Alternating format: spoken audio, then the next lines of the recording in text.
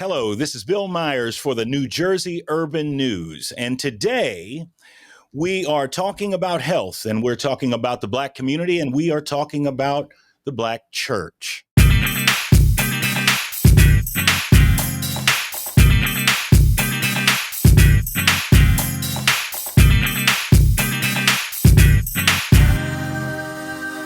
I'm very pleased today to have with us Debra Fraser-Howze, and she has an organization that is engaging our COVID-19 pandemic and is engaged in the betterment and health of the Black community via the Black church. So welcome, Debra. Thank you, Bill. Thank you for having us.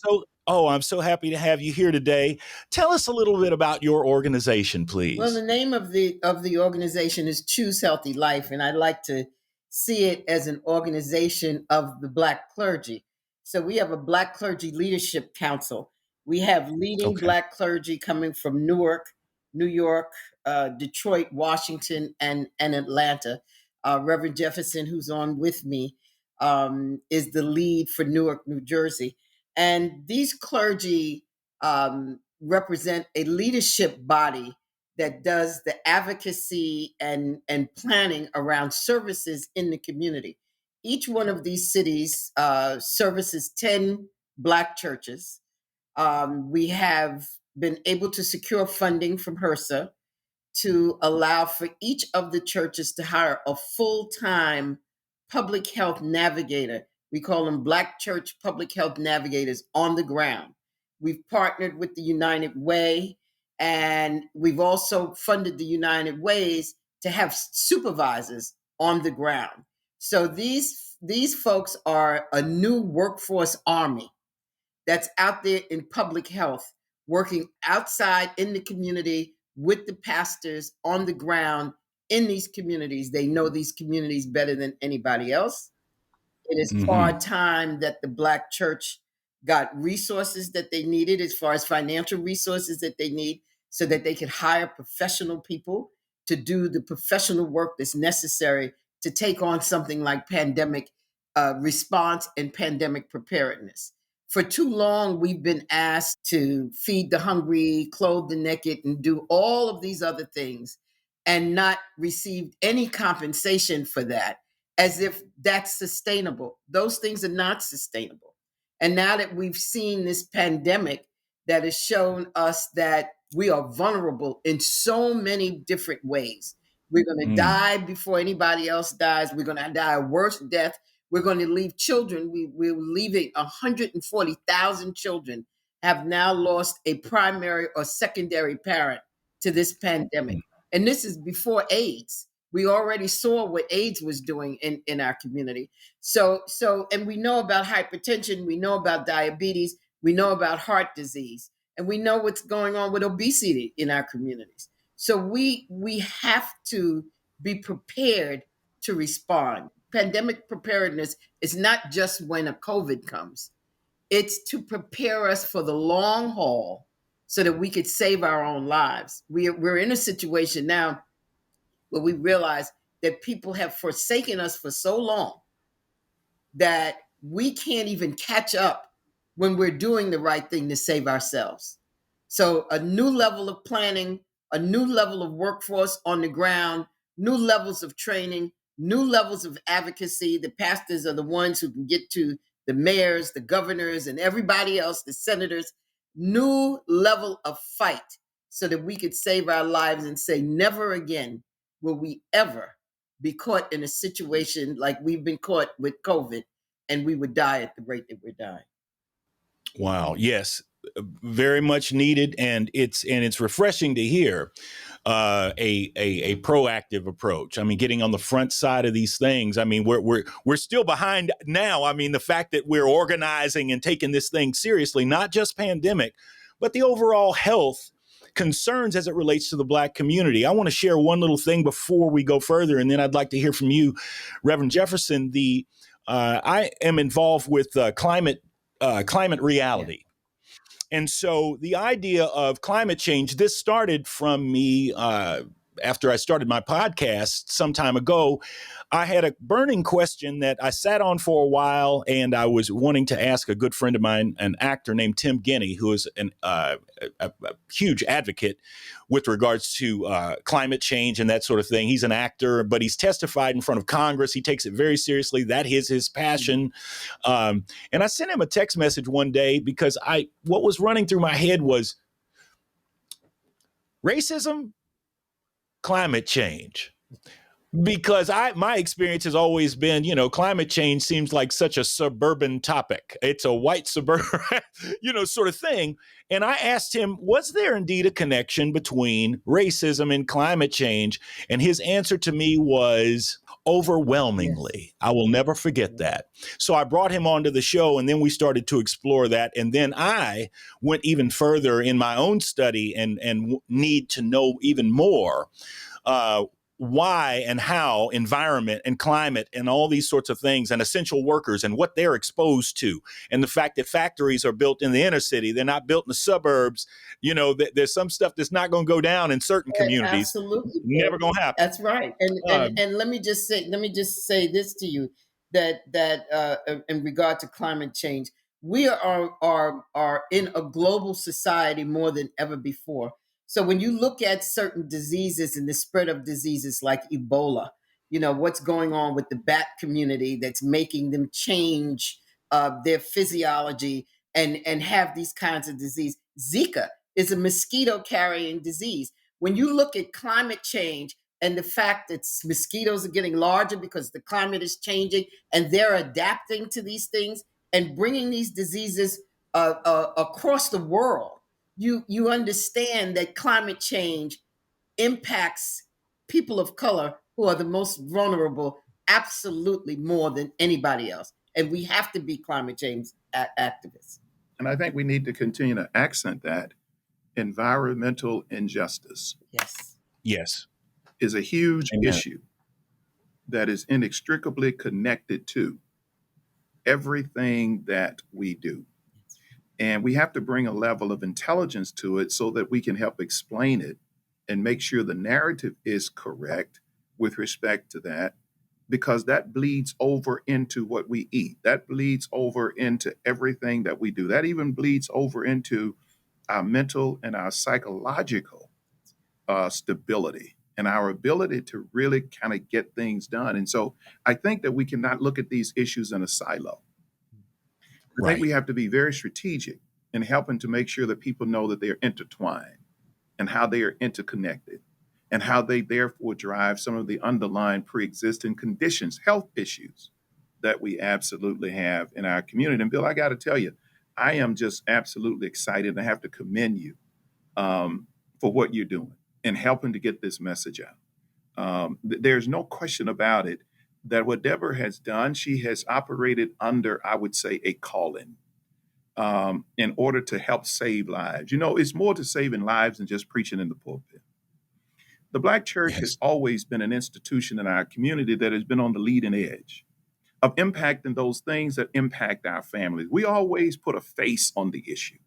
When you hear this stuff being talked about in the media, it talk about people, but no, we put a face on it. We talk about those folks we see in our pews. We talk about the Aunt James and the Uncle Sams that indeed are dying because they have had underlying conditions for so long. So everything for us is high blood pressure, high cholesterol, high this, high that. And Choose Healthy Life is really about addressing some of those issues. And I would have to say for the first time, and I've been around a little while, this is the first time I've seen an organized investment to train people and have a workforce to really come at the issue and be able to address it in a sustainable way. Do we have more to do? The answer to that is absolutely yes. Do we have to push to make sure this is not an initiative, but a lifestyle? And that's what Choose Healthy Life is. It's a lifestyle. It's not just an initiative, it's a ministry. And Debra has been called to do that. And thank God we have ministers from around the country. Thank God we have cities around the country. And we are engaged in other, I would say, medical authorities who are bringing their talent and expertise to the table. We have strategic partnership. We have strategic alliances. And I think Debra is just doing a phenomenal job and connecting the dots and creating a network, by the way, Bill, that I believe will certainly help, our people in terms of saving lives, because that's what it's all about. It really is about saving lives. And we have to control the narrative. We cannot let other Yes. people control the narrative for us. Your program is helping us to control the narrative, define, the issue, and get solutions out. Well, thank you so much for that. And, that is the goal. I mean, for me, it is so important to not just get on a microphone and talk out, but what are you saying? Are you saying anything that has any particular value or is addressing a need? So I feel very, very strongly about that. So I don't do any fluff pieces. I like to get down with the get down because our lives are at stake. Yes.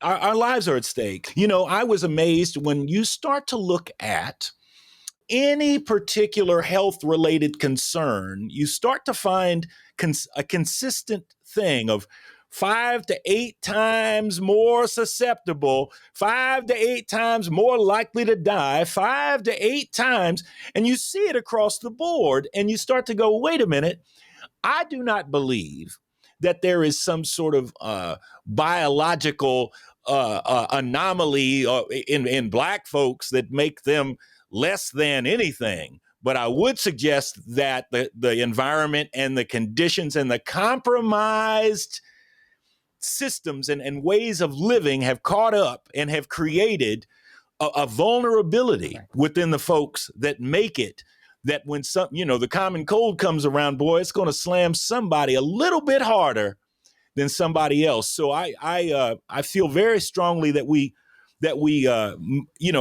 address these types of things. So I commend you as well, Deborah. It's amazing work that you're doing, and to have to focus it and center it in a way, and then roll it out.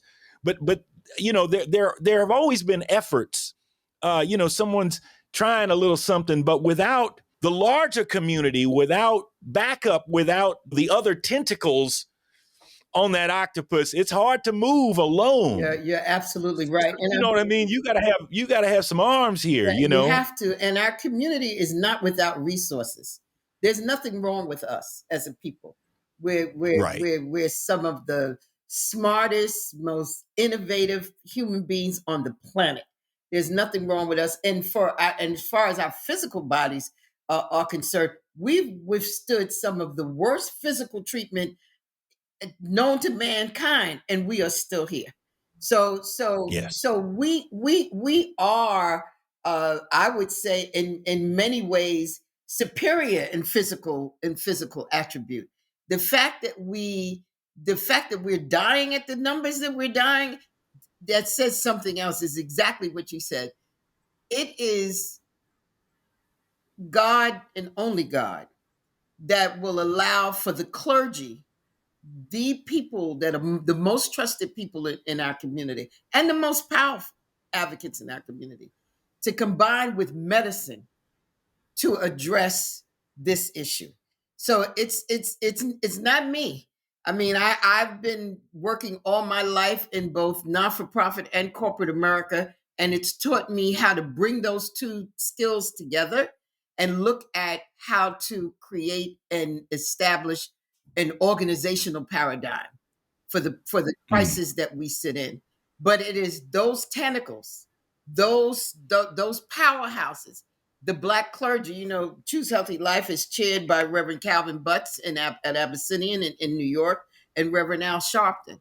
And it's bringing together sort of that academic and activist preacher together. And Reverend Jefferson is one of the best examples because he represents both, bringing them together to not just create a thing, but sustain a thing and understand and contribute to the knowledge base that you have to have an organizational paradigm that is not just a program, but becomes an institution. That's right. That's right. And I think that's important. and I think, Bill, that is the most powerful I would say, prescription for transformation and change. And that is to, number one, have the data, to do the analysis, but to also ensure the fact that you have in place an infrastructure that says that this is not an initiative, this is not an activity, this is not an event, this is not an episode. This is us stepping up to take ownership, to really, therefore, own the responsibility of our bodies, to basically educate our people, to fundamentally say that we can no longer just consume fast food. Because another thing that is connected to this is the economics that exist in our community, where people fight for the survival of just trying to get food in their bodies. And so therefore they run to the fast food places. And you know what those fast food places do. And so a few minutes ago, we kind of talked about climate change and how that is connected to this. But we're also talking about the economy and how the economy put our people in a space where they make health choices that are not necessarily good for their bodies. And so we have to step up and take ownership and say that we're not the least. We will no longer be treated as the lost, and we'll no longer take, pride in being the left behind. We're basically saying we're taking ownership. And so we have people coming together now, which I believe is phenomenal. I have to say this, and this is not to pat anybody on this is absolutely phenomenal. I've never seen anything like this right here, where we're forming a network here to say that we're not going to blame others, but we're going to step into it and we're going to make some changes here in order to make sure that our children and the next generation, and that's another piece of this. We got to break this cycle. Yes. A lot of this stuff, we can break the cycle of that. You see, Bill, we can break this cycle. And so it's not just about us who are alive today. I got grandchildren. Okay. I call them the Divine Nine. I got 9 grandchildren. I care about their health and wellness. Do you hear me? And I hope they have children. And I have to care about them in this generation right here now, because I want to break that cycle of diabetes. I want to break that cycle of high blood pressure. I want to break that cycle of high cholesterol. I want to break that cycle of having strokes and things of that nature. We indeed caught a number of people who had high blood pressure, rushed them to the hospital because we were doing vaccination and testing. Do you know what would have happened if we had not done that? And so it's time now for churches to also lean in. Are we deeply inspired? Are we people of faith and hope? Absolutely. But guess what? We need clinics in our space. We need to make sure that we're connecting these things together to therefore have our people see on a Sunday morning, this is not just about cramming Jesus. Yes, we want to have faith. We want to have hope. But guess what? We got to get to work and we got to deal with the body. Because guess what? Our bodies is the temple of God. And you can't shout unless you're healthy, man. I want to see some folks shout. I don't want them to fall out. But I want to shout, not fall out. I love it. That's a bumper sticker. I mean, I want to see some folks who are healthy. You know what I'm saying? So I think we now can move people into a space where they can start shifting the paradigm and seeing, wow, this is not just about getting happy on Sunday morning. Because guess what? When we test in this church on a Sunday morning, I have tons of people who do a one-stop shop. They get the word of God and they get tested. They get the word of God and they get vaccinated. They get the word of God and they get the booster shot. Yes. You can't beat that. Yes. And it is also telling our kids, church is not just what it used to be. Church now is evolving into a totally different space. Does that make sense? I mean, yes, church is community. Absolutely makes sense. Church is who we are. People used to say church is within you. Church is who we are. And when we come together, we become a mighty force. Reverend Jefferson says about the economics and the environment that plays. It also placed us in very vulnerable work conditions. Yes. We are the essential workers. We work in the supermarkets. We work in the fast food stores. We work in all of these places that put us in direct contact with people who were carrying disease. Yeah. We died faster than anybody else because we caught it earlier. So it's all of that. It's all of what now what we're trying to do now is amplify our voices. We've already proved that this works. We've vaccinated 58,000 people. We've got people, and church is not even in session except for on video, and our community is missing that. We've buried so many people, it's unbelievable. And even our pastors are exhausted from what they're Oh yeah. seeing and having to deal with. So we've got to come back. It's got to be a laying on of hands, and it's got to be real when we come back this time. It's got to be an unbreakable force. And this is one of the programs that came out of this. We didn't go get money from the government to do this. We said we got to go and find whatever we can, where we can, and do this now. We don't have time for an RFP and answering a bunch of questions. Let's get what we've got to get. Let's get the resources in place and let's move. We're not the only ones. You've got a Black doctors group in Philadelphia who just took the money out of their pockets and went and bought tests and started testing people in the streets of Philadelphia. There's so much that has come out of this pandemic, as bad as it was. The innovation, those individuals who care more than anybody else to just stand up and say, I can't take it anymore. The Choose Healthy Life came out of some of my work in AIDS as the founder of the National Black Leadership Commission on AIDS 21 years ago. But it also came out of the fact that in my second retirement, I'm watching television and watching them put Black body bags in the back of Black refrigerator trucks in New York. And I'm saying to myself, what does this look like? It's almost deja vu. We're not going to have it, and just got up and started writing proposals because we can, because God gave me that gift. We can't just sit back on our laurels and watch this anymore. Never again. We can never let it happen again. So what we're putting in place is something that we want to be an institution. Something that the community, when the community sees Choose Healthy Life, they're saying, I choose healthy life for me, you, and as Reverend Jefferson said, all of my offsprings and all of my generations, because I will never again be caught up in something like this. And we can't forget, we go back to work and start doing things and start moving around. One of the reasons why we have this new surge with Omicron is that people gave up and started moving around again. You can't do it. Let the guard down. Exactly. Can't let your guard down. And this is the vigilance that we have to have. When this is over, we can't let everybody say, we're glad that's done. It's not done. Everybody talks about we have to go back to normal. We died in normal. That's right. Their normal is not our normal. We won't go back to normal. That is absolutely. That's not life for us.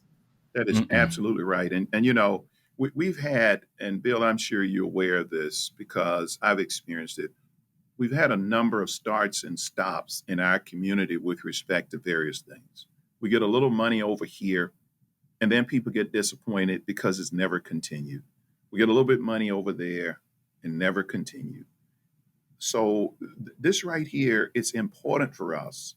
And we're saying to everybody, be a blessing, spread the word, number one.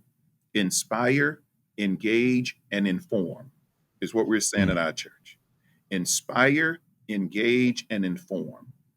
Be a blessing, first of all, to yourself and get vaccinated and get boosted and get tested. And then we're saying, now be a blessing to those that you love, and have them to get vaccinated and tested. And then tell people about Choose Healthy Life. That we intend to make sure that we're advocates for this. We're not no ways tired yet, as our ancestors would say. No ways. We used to sing this song back home. We come this far by faith, and faith without works is dead. It's dead. Dead. Yes. And so Debra is finishing her seminary degree. She's ready to step into this thing, right? Amen. So, all right now. So at the end of the day, we really want to be a blessing to people. The church, McKinsey did a study, and I was just looking at it the other day. The Black church is the most credible institution in the community. No one anymore trusts law enforcement the way they do the Black church. They don't trust financial institutions the way they indeed trust the church. They don't trust the health system the way they trust the man who stands up in the pulpit and the woman that stands up in the pulpit. They come to the church to get credible information that they can trust and believe in.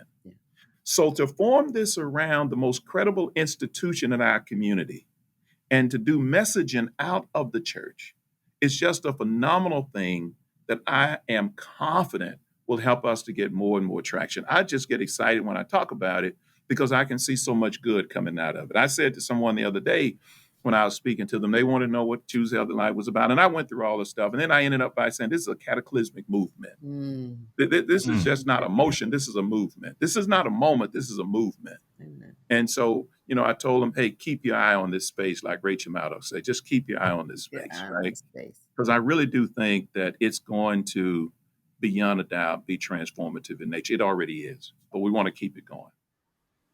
That is awesome. There's something that Deborah, you mentioned in your past, and I would like to inquire about it. And that was your work in AIDS and HIV. And of course, recently, my attention, I actually was attending a meeting on behalf of my church, and I went in, and it was about a current move from the federal government to go into. It seemed to me that they were very specific in targeting the Black church to to end HIV/AIDS by 2030. Yes. And I thought, wow. Now again, Reverend, I want to be real here. And I'm glad that when we talk about our healthy, our healthy lifestyle and the need to change, but certainly the Black church in the past, its role, particularly as it related to HIV/AIDS, was not necessarily, you know what I mean. It really was not as well embraced You're because of absolutely right. theological Right, and so on and Right. so forth. But nonetheless, I think that we as people have evolved a bit, right. at least with our tolerance or our level of compassion as it relates, and awareness as it relates to the, not just the homosexual community, but that was probably the basis and some of the conflict, knowing that HIV/AIDS is not a gay disease, but it is a very real thing, and it is still going on, and it's particular in the Black community. And I just wanted to bring that in because we're talking about healthy lifestyle and whatnot. We can't pick and choose one or Right. the other. No. We're talking Let about. me, Bill, I think you bring up a great point. Let me just, and I'm Okay. sure Deborah's going to chime in. She has the experience. Let me just say, that if Yes, there's sir. one thing that has impacted us that we need to continue to work on, the scripture says that my people perish for lack of knowledge. We did not have the knowledge, neither did we understand. And I think we were stuck in a theology that did not, quote, represent the openness of heart. Okay. We spoke of love, but did not recognize that we needed to live love by embracing those kinds of topics and being able to deal with them during the time in which we live. But I saw us kind of evolving over time as things went on. And I think things now, I think things have changed even completely now. I would agree. Yes. You know what I'm saying? I Many started. ways. Go ahead, Deborah. I started the National Black Leadership Commission on AIDS in 1987. Prior to that, coming out of the Urban League, people were still calling AIDS GRID, the gay-related immune deficiency disease, and information was not streaming into the community. In fact, people still thought that it was a white gay man's disease, not just That's right. a gay disease. So the community had turned its ears off to the epidemic in total in the very early 1980s. As it evolved by 87, you know that it impacted people who were drug users, people who were people who were gay, people who were straight, we realized that this was a full-blown epidemic in the Black community. I can remember going to Harlem Hospital and picking up the babies who were left there abandoned. They called them border babies at the time, abandoned by mothers who were on drugs and had found out for the first time when they delivered that they were HIV positive, and left the babies understanding that that was a death sentence and there was nothing that they were going to be able to do, because they also felt the guilt of infecting the children in utero. So there was a lot going on, and in looking back, I remember for the Black Leadership Commission on AIDS, one of the first places we tapped was the church. And we went to the church and said, no, no, no. You don't get to pick and choose. And you don't get to pick and choose what Black folks you're going to take care of or how you're going to take care of them. You are who we rely on. We go to church and pray with you. We ask you to save our lives. We ask you to save our children. And this is a moment. And I used to use a term from the Bible from Esther, for such a time as this. Who called you to the pulpit, if not for such a time as this? You don't get to relinquish that responsibility.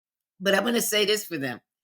During the time that we were at Blacka, I can remember I advised 2 sitting presidents. The clergy was there and advocating for everybody, including the gay community, with the White House, with both Bush and Clinton. We brought them together for a conclave in 2008. They wrote the first massive Black piece of legislation for people with AIDS, including everybody who was impacted, and did it with Black gay men at the center of it, getting these advocacy pieces together. I remember Reverend Butts and Reverend T.D. Jakes came together, and bringing people together like Reverend Jefferson that brought everybody together, 200 of them from around the country, to say this is where we need to take this. I know that they fought on the ground for resources for their communities, for their community-based organizations, whether it was the Gay Men of African Descent or Iris House for Women and Children. The clergy was front and center. By the time we got to the 1990s, everybody recognized that you really can't go in the Black community and impact any epidemic, particularly AIDS, and not have the Black clergy on your side as a partner.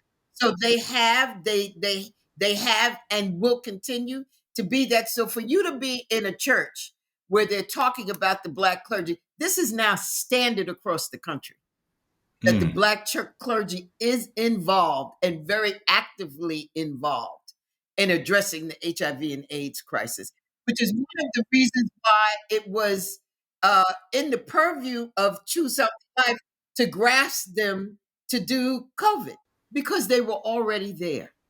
So I do want to Yeah. say that I do want to say, I know that they get a bad rap very often, and some of them should, but not all of them. And that Right. I can remember seeing signs, even in churches, in a church in Harlem, a sign up saying, we take all people except people.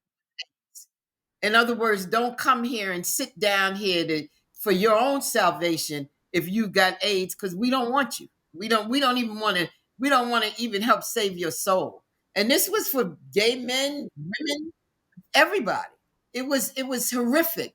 But they came to the table, and they came around because some of them were already there. Some of the pastors were gay. So it Right. was, the people don't like to have that conversation, but it is Right. true. And sometimes when you invite the leaders to the table, everybody else will follow. That's right. Mhm. That is exactly right. And I'm Bill, I'm so glad you brought that up, because I think that what Deborah has shared will help to clear the air, that this is not about picking and choosing, but we have to embrace all. And I have to tell you, a lot of times our minds are changed when stuff starts to hit home. When you see your choir member, when you see your organist, when you see your minister of music, That's what when you happened. see your own family member, Mhm. my God, it's almost like one of the pastors who said to me, Jeff, I did not believe in women preachers until my own daughter came to me after service and said, "Daddy, I've been called." And he said, I had to trust my own daughter. Some, some, sometimes when this stuff hit home, I'm telling you, it really it changes. I mean, it really helps. So, I think it started to hit home that some of the very people that we love, trusted, love the Lord, Yes. right there, had HIV. Yeah, you Or can't was be Yeah. Black in America and not know somebody who's had HIV. absolutely. Everybody knows somebody. And in 1987, when I pulled the leadership together and under the Urban League, and I said, we're going to have a meeting of the leadership because we're in crisis and we don't know it. And it was clergy, elected officials, business leaders.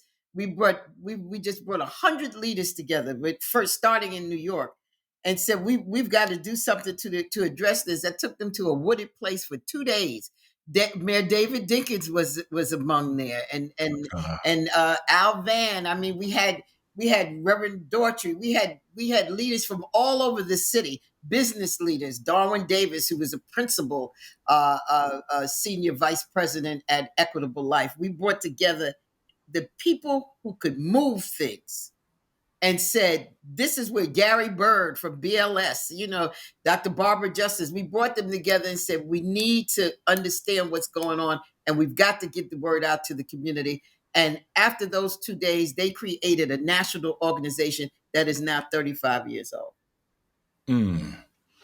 Well, I did not want to by any means sort of sideline or hijack this So that's conversation from right. the very notion of COVID, but I did want to just again. I don't believe we can have this conversation unless we're honest and tackle the difficult parts of the Absolutely. conversation as well, Absolutely. God bless you.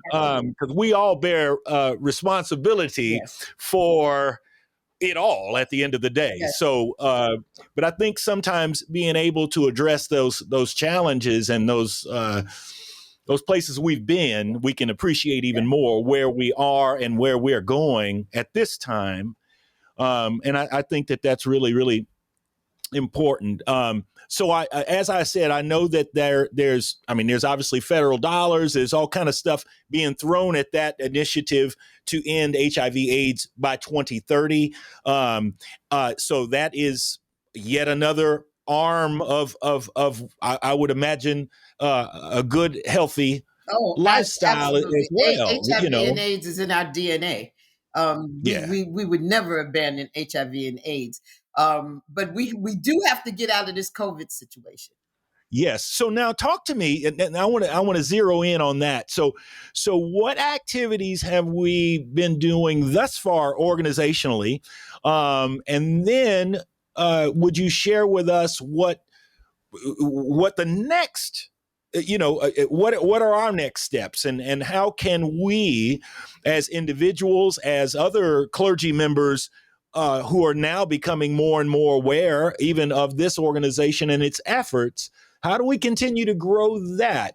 So I'm giving you the big pitch now. So I'm gonna let Reverend Jefferson take over some of the big pitch, but I'm just gonna give you some all right. numbers as to where we are to date. Yes. We have educated and done outreach, which we can count, like hands-on outreach, to over 7.2 million African Americans in the communities in which we've served. We have vaccinated over 58,000 individuals in these communities. Vaccinations and testing. We are focused solely and wholeheartedly on not just the 5 cities that we had in the beginning, but with the HRSA grant, we were allowed to expand to cities like in Indiana. We've gone to states, Maryland. We've gone to Virginia. We've gone to Delaware. We've expanded so that the Black churches in those communities are now on board. New Orleans, Chicago, and becoming part of the movement.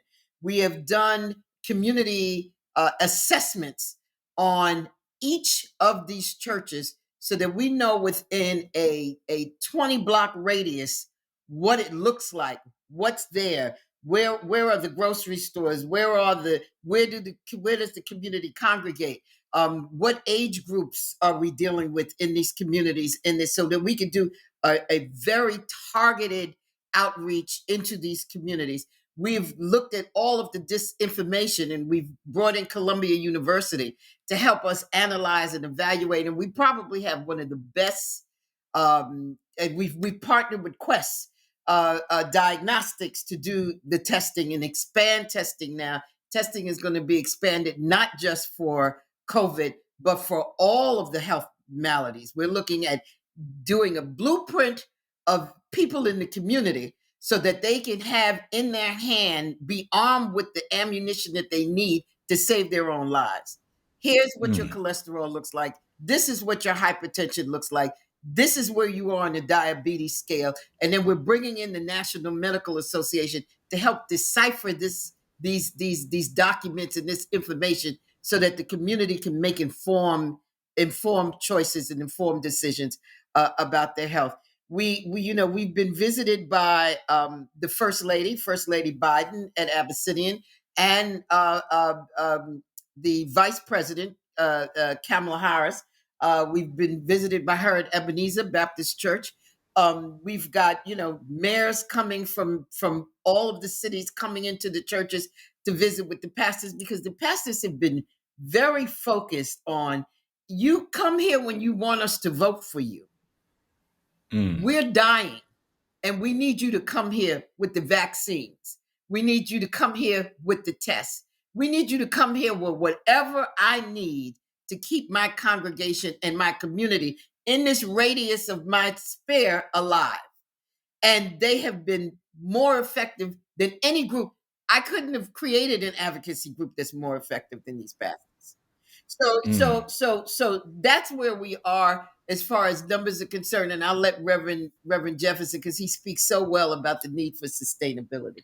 When you really think about what Deborah just said, the last Sunday in this month, we're going to have a huge Choose Healthy Life service.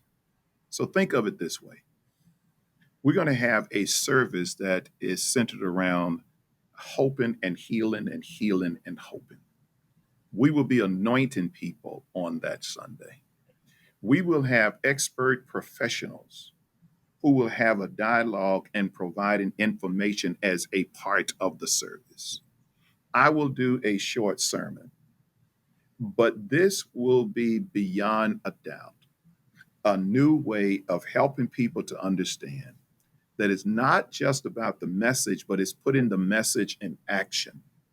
And so we will have major artists that will be here. On that Friday, we want to have a Choose Healthy Life declaration and proclamation by the mayor that we're going to make Newark the first Choose Healthy Life city in the United States of America. Wow. We want to use that as a platform to give birth to Choose Healthy Life stuff all around the country. So there will be a Choose Healthy Life Atlanta. Let's say we're going to declare Atlanta Choose Healthy Life. We're going to declare LA. We're going to declare Detroit. We're going to declare Washington. We're going to declare city.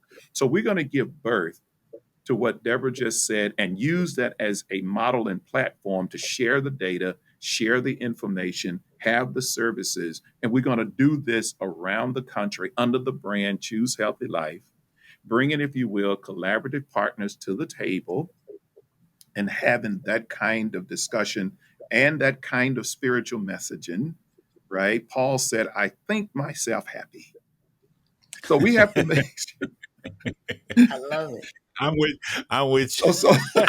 So we have to make sure then that this thing is about individuals having hope and thinking big and understanding that this right here is not just a mustard seed. This thing is growing into a big tree. Yes.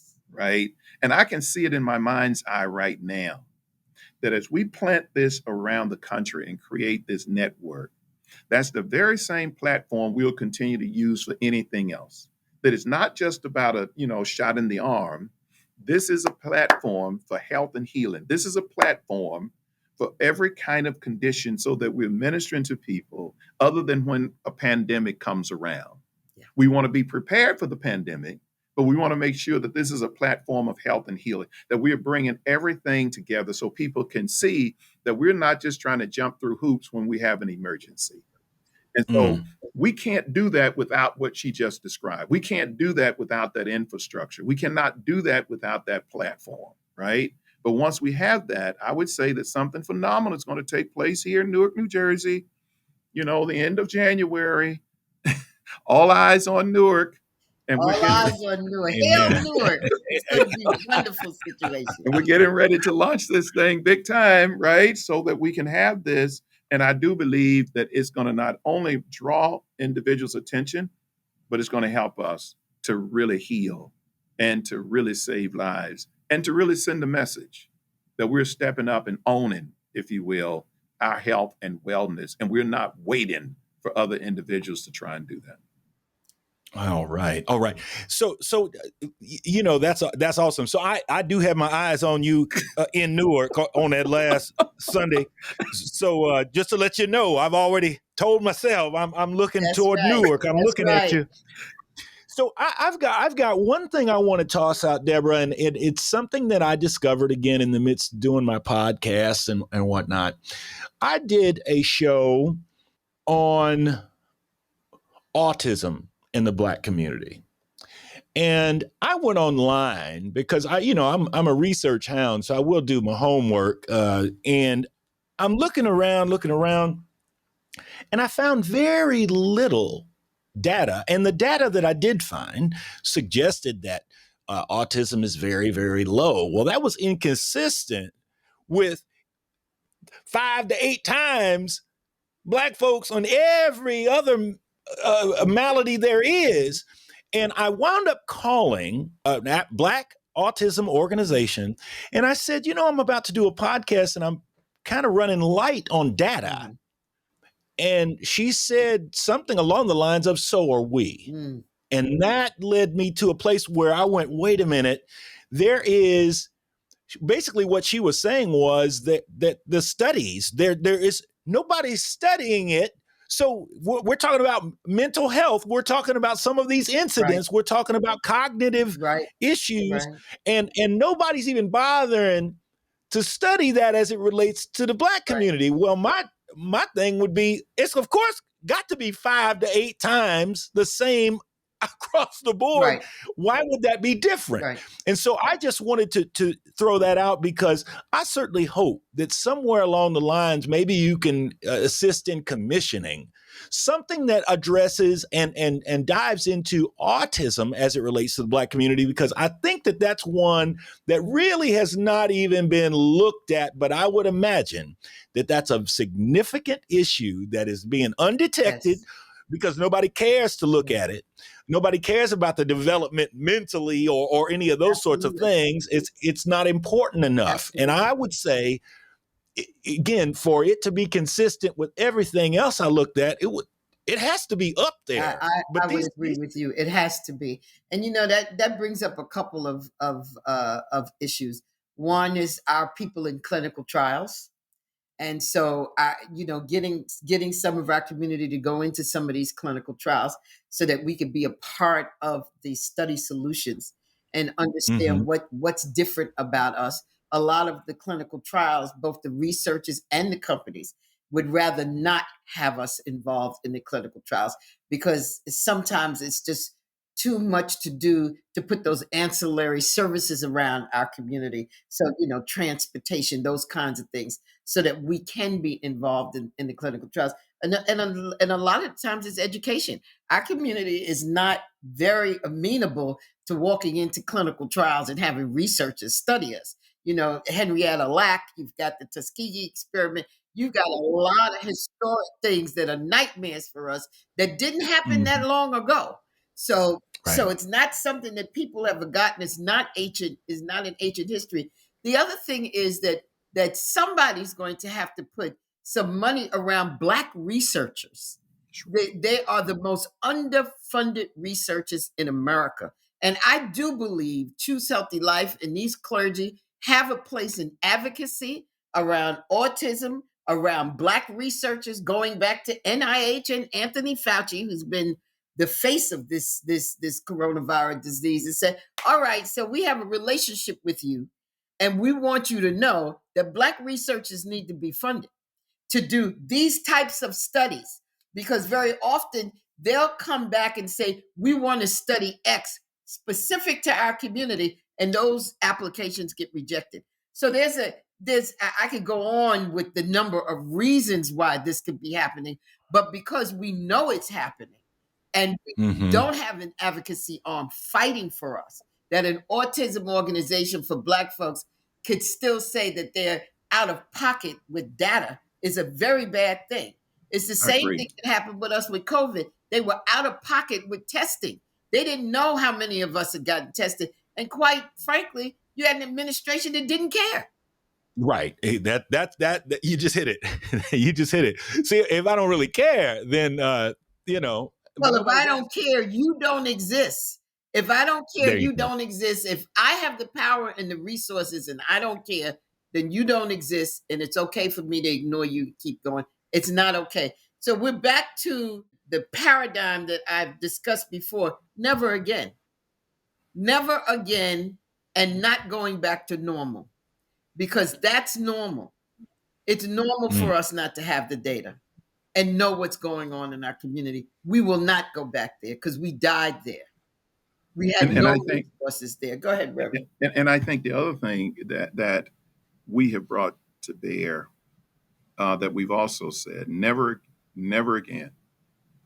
And the urgency is now. We have to stop kicking this can down the road. And we have to fund it now. We have to make sure that we're making progress now. I have a message coming up that I might share with you at some point if you come and tithe a little bit with me, Bill. And it is called Deal with Your Now. Deal with your now. So we had a number of things that have happened in the past. Guess what? Water under the dam. Like Debra is saying, we have the now. What are we going to do now? And I think we have to really continue to draw individuals' attention to the notion that we have a now situation that provides an insight, learning, and a platform for us to never again allow this to creep up on us. And if we don't address it now, shame on us, because we now see the lives that we've lost as a result of looking through the rearview mirror and doing nothing. And so I honestly do believe that this right here is about hard work, it's about advocacy, and it's about the resilience and the tenacity, which we have in our community. We have it in our DNA. Our people have it in their DNA. Resilience, tenacity, and really fighting. And so now we need to continue to channel that in the direction of our own health and our own wellness. And to make sure, as I said before, that we're laying a foundation for the future so that we will be more healthier. It has to become a lifestyle. And that's what we want to make it. And then finally the issue with Choose Life, Choose Life comes out of Deuteronomy. Choose life so that thou and thy seed shall live. A pastor many years ago, like 30 years ago, Reverend Timothy Mitchell out of Queens, we were trying to figure out, in working in AIDS, what to say to the community 35 years ago that would make them embrace the AIDS conversation and come out of that false knowledge that Black people didn't get AIDS. And we were looking at ads. Some ads were on television, and some of the ads actually showed baby caskets being slammed and AIDS, don't get it. And we knew that our community could not deal with that. Culturally, we don't treat death that way. So we tried to figure out, and this was the Department of Health doing this. They don't know. They didn't know. So what message do we have for our people? And he said, well, why don't you tell them to choose life so that thou and thy seed shall live? And I said, that's it. choose life, because in everything that we did, we had a choose life gospel concert for AIDS. It just resonated with the community to let them know you have a choice and you have the power to make that choice for yourself and for your people. So choose life so that you, and like Reverend Jefferson said, every generation, the Divine Nine, y'all can live. So when we decided on this COVID model, we said, what do we call this? And there was no pushback. Choose life. Choose Mm. healthy life so that you'll be fine and you and your children can live. And that's the message to the community. And that's why we're called Choose Healthy Life. You see what she just said? That's a sister who has a legacy of really understanding Black folks. Um, that's the kind of thing you open the doors of the church up Mm. on and say, whosoever will, let them come. Mm. That's the kind of message of love. That's the kind of message of grace and mercy that has brought us to the point where people trust the Black church. That they know that those ministers have it in their heart to look out for their best interest, Absolutely. to stand up for them. And as a result of that, I just believe that the vision is one that has been declared by God. Write it down so that the runner will see it. Mm. And we're going to run this thing, my brother. Amen. That's right.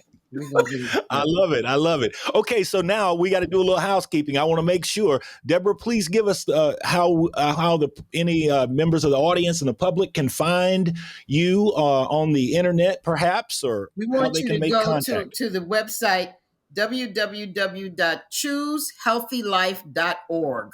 It's .org. www.choosehealthylife.org. And you're there. You can sign up to get regular information from us, reports from us. There's a page there that says, do you want to get involved? How you can get involved. You'll see what's going on with all our ministers. You'll see Reverend Jefferson and all the other ministers that are on the Black Clergy Council. And it will give you information and updates on where we are with our numbers and everything else. All right. Excellent. Okay. Now, Reverend Jefferson, I want you to share information on you as well so that people can check in on you on that last All you have to do is go to our January. website. Just Make go sure to you're our handling your business. Go to our website. You just go to Metro, MBC, Newark.org, and just come right into the website. We got a page for Choose Healthy Life. We got a page for this and a page for that. Just come right in. It'll tell you the times of the services. It'll also tell you how you can give online. They'll tell you how you can do all. Yes, But at right. the end of the day, that's the way you can absolutely do it. The thing that I really like about what we're doing is this. You have the model, and then you have that grassroots effort that is taking place, as Deborah just described. This is no longer a philosophy. This is about getting it done. Amen. Just go Getting right it there, done. and people will see that. We'll post when we're going to have the big event on the last Sunday. We'll post what we're going to do with the mayor. All of that will be posted on our website. Well, I want to thank the both of you for spending this time with me. This has been an informative conversation, and I'm so grateful that we were able to have this conversation in hopes that it will be the beginning of many conversations Yes, as Bill, we and we move welcome forward. you to the Choose Healthy Life family. So come on and be with us. Amen. You know, I am there. I am there. Very good. I am there. Thank you so Thank you. very much. Thank you. Thank you.